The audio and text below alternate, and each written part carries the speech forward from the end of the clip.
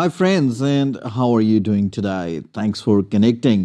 आज हम करने जा रहे हैं आज का ही जो रीडिंग टेस्ट हुआ है 8 ऑफ दिसंबर का उसका एनालिसिस उसके रीडिंग सेक्शन जो इवनिंग स्लॉट में टेस्ट आया the dinosaur footprints and extinction उसका डिस्कशन नहायत ईजी मैं कहूँगा। अगर आप आज टेस्ट देने गए थे और ये रीडिंग पैसेज आपको आया था मैं कहूँगा कि आप बहुत लकी रहे हैं। और भी जो अगर पैसेजेस आपको पता है मेरे साथ शेयर कीजिए, बहुत जल्द उन पे डिस्कशन आपके साथ लेके हाजिर हो जाऊंगा। लेकिन फिलहाल अभी हम जो बात करने जा रहे हैं it's about the dinosaur footprint and extinction. देखते हैं 5-7 मिनट में ये सारे क्वेश्चन कैसे कंप्लीट हो रहे हैं। सबसे पहला है कि डॉक्टर पॉल ऑल्सन जो भी इसका नाम है और इसके colleagues believe that asteroid knock may also lead to dinosaur boom. एक तो मे डाल दिया इसने और डायनासोर बूम बूम मतलब होता है ग्रोथ, बढ़ना। इसका मतलब ये है कि ये बंदा सोचता है कि अगर कोई एस्ट्रॉयड है दोबारा से नॉक होती है, आई होप कि ये चीज़ तो आप सबको पता है कि डायनासोर्स का खात्मा कैसे हुआ। एक बहुत बड़ा एस्ट्रॉयड था, जैसे ये इम्पैक्ट शो कर रहा है, इसकी वजह से पूरी दुनिया जो है धूल के उस बादल में 1 साल तक समा गई, बिल्कुल सनलाइट पेनिट्रेट नहीं कर पाई और बहुत सारी वेजिटेशन और फौना एंड फ्लोरा का लॉस हुआ और उसी में से डायनासोर से, because they were on the top in the chain. तो अभी यहाँ पर हम ये देखना है कि क्या इससे दोबारा से डायनासोर्स का बूम हो सकता है। पहला क्वेश्चन है, पहले पैराग्राफ में होना चाहिए, इसका नाम ये रहा एंड ये एक लाइन पढ़ लेते हैं। This that is the thesis propose, मतलब ये पिछली लाइन में बात रहनी चाहिए, दैट है ये। तो अभी मैं आपके लिए यहाँ से पेन चूज कर लूँ ताकि पता चले हम कौन सी लाइन को देख रहे हैं। देयर इज दस a nice if ironic symmetry in the idea that a similar impact brought about the dinosaur rise. Dinosaur rise, dinosaur boom और पीछे एस्ट्रॉयड इससे पिछली लाइन में मिलना चाहिए, ये रहा। Everyone knows के were killed by an asteroid, something big hit Earth 65 million years ago. And दस अनाइज इफ ironic चाहे लगे लेकिन सिमिलर इम्पैक्ट जो है डायनासोर का राइज ला सकता है। सो इसका आंसर हो गया आपके पास true. Next is books and movies like Jurassic Park often exaggerate the size of the dinosaurs. तो book and Jurassic Park movie ढूंढ ले पहले, ये रहा सेकंड क्वेश्चन सेकंड लाइन में, book and movie Jurassic Park. Okay पढ़ लेते हैं, पीछे जाना पड़ेगा। दे वर मोस्टली स्मॉल, अब दे कौन है, डायनासोर्स, पिछली लाइन से डायनासोर्स है। अब they were mostly small and shared earth with lots of other reptiles. It was in the subsequent Jurassic which began 2.2 million. Okay एक टाइम आया, एरा आया जब जिसे जुरासिक बोला गया है, that they overran the planet and turn into the monsters, और ये मॉन्स्टर्स बन गए। डिपेक्टेड जिसे दिखाया भी गया है book and movie Jurassic Park में, लेकिन यहाँ पे फुल स्टॉप आ गया। And his colleague suggest inherited earth, लेकिन इसके बाद बुक या मूवी की कोई भी रेफरेंस नहीं है। लेकिन क्वेश्चन का क्या रहा था कि अक्सर इनको मूवीज और बुक्स में एग्जैजरेट करते हैं, लेकिन उसने सिर्फ ये बताया कि इस पीरियड के बारे में एक बुक और मूवी जो जुरासिक पार्क है उसमें बताया गया है। तो आपका आंसर क्या है, ट्रू या फॉल्स? एक्चुअली ये आंसर होना चाहिए नॉट गिवन।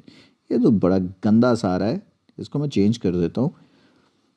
हम ले लेते हैं ये एक टेक्स्ट जिससे ये करना थोड़ा सा इजी हो जाएगा। वेयर इट इज, ये रहा।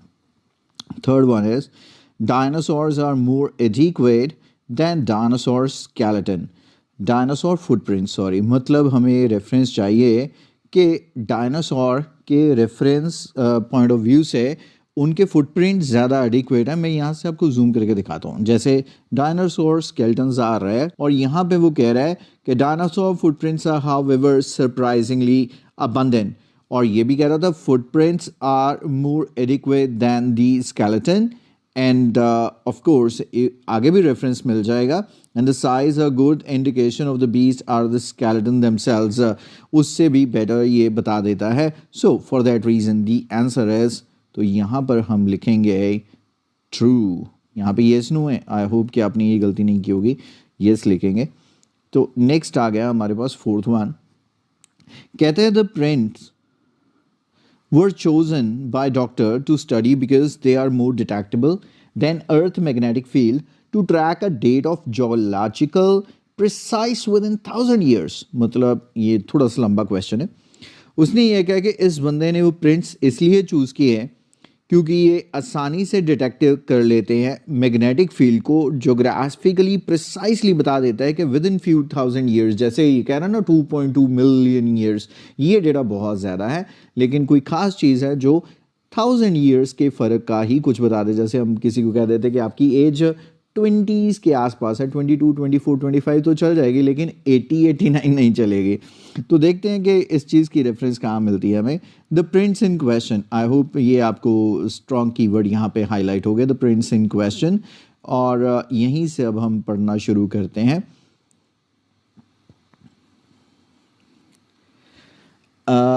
ये जो लाइन है यहाँ पर हमें मिल गया कुछ मैग्नेटिक फील्ड के जैसा भी जो हमें चाहिए था, विच आर डिटेक्टेबल, बिल्कुल सेम लाइंस इसने यूज़ कर ली हैं।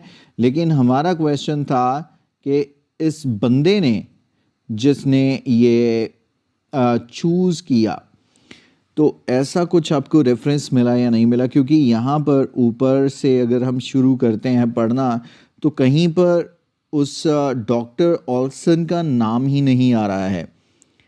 तो जिस वजह से द कंबाइंड विद ये चीज़ ज़रूर है कि ये चीज़ आपको ये जो प्रिंट्स हैं वो बता देते हैं कि with in few thousand years exactly same वो लिखा हुआ है, लेकिन इस डॉक्टर ने इसे चूज़ किया या नहीं किया, इस चीज़ की रेफरेंस तो कहीं पर भी नहीं है।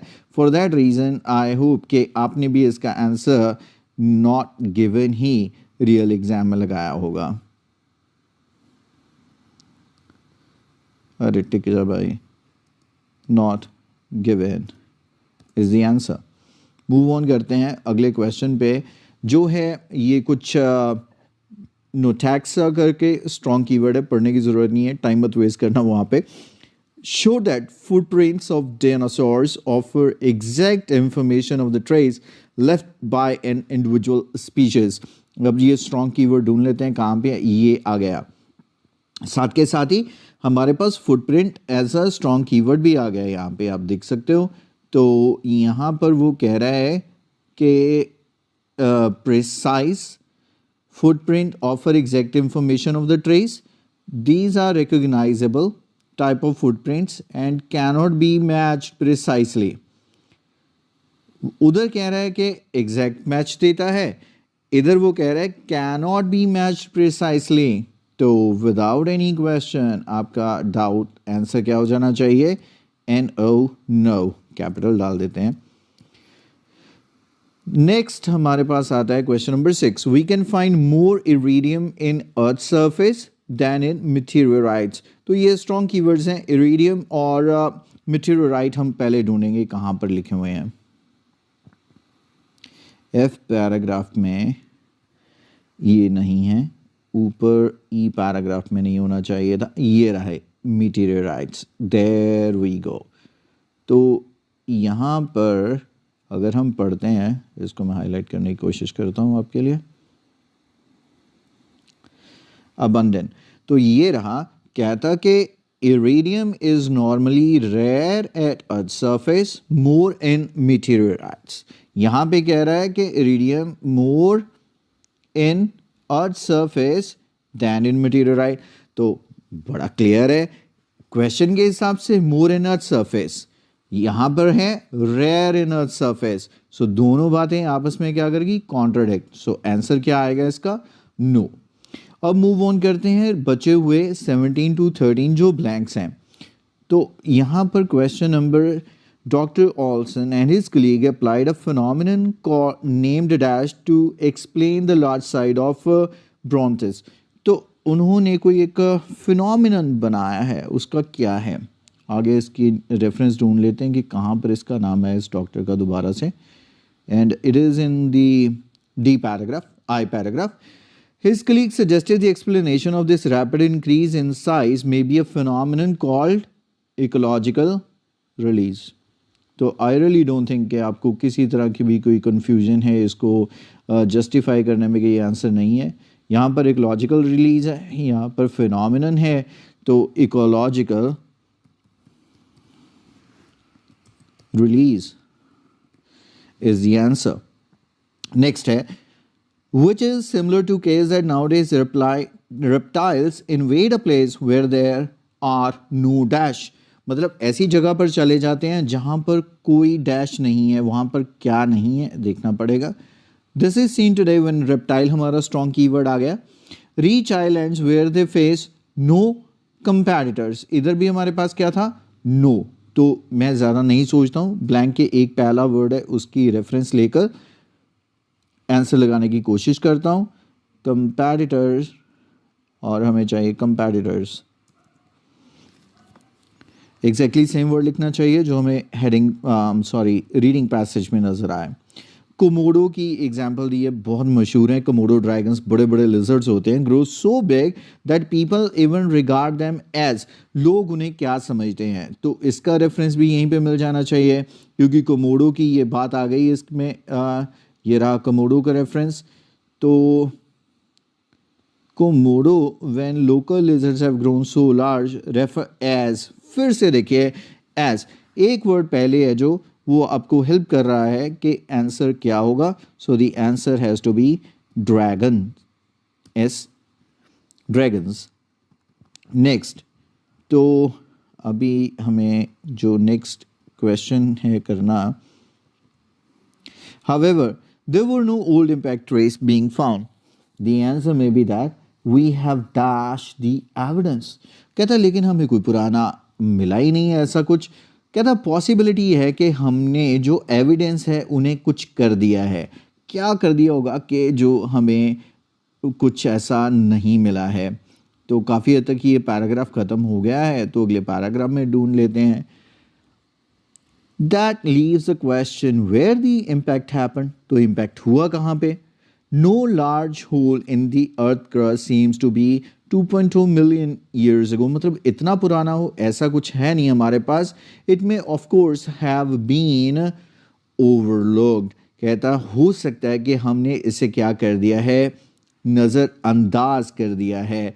तो यहाँ पर एग्जैक्ट टेंस तो नहीं है लेकिन रेफरेंस काफ़ी सेम ही उस चीज़ की है।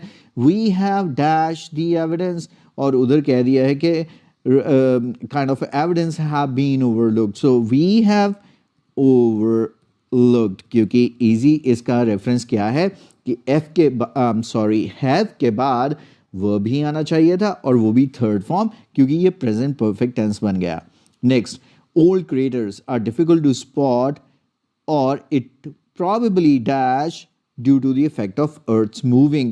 इनको पहचानना मुश्किल है, ढूंढना मुश्किल है, और शायद क्योंकि अर्थ मूव करती है उसकी वजह से कुछ। क्या, आइए देखते हैं उसने क्या रेफरेंस लिया है।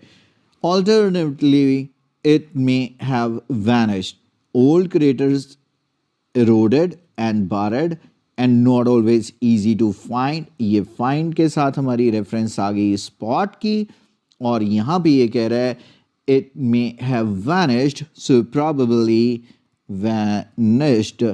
सो यहाँ पर ये भी हमारा हो गया। तो फिर आगे क्या आया, even a crater formed in ocean had been dash under the impact of crust movement.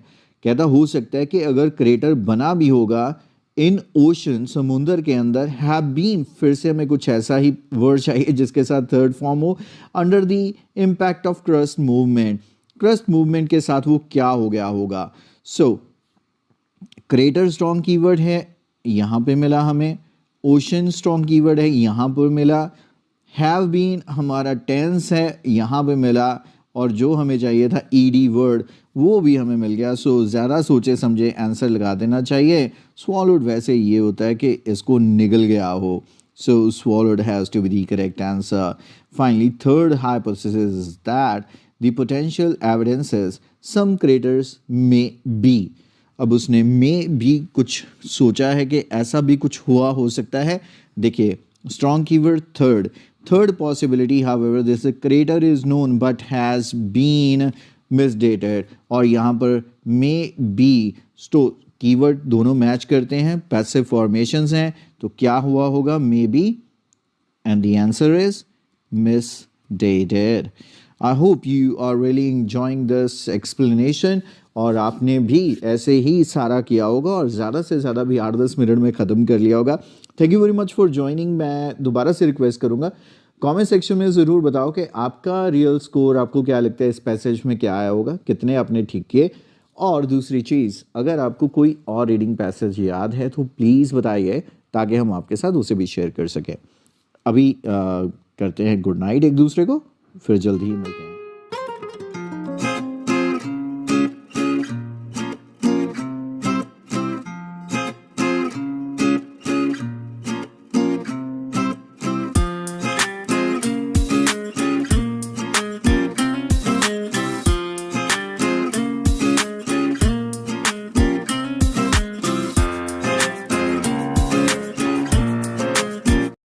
अच्छा.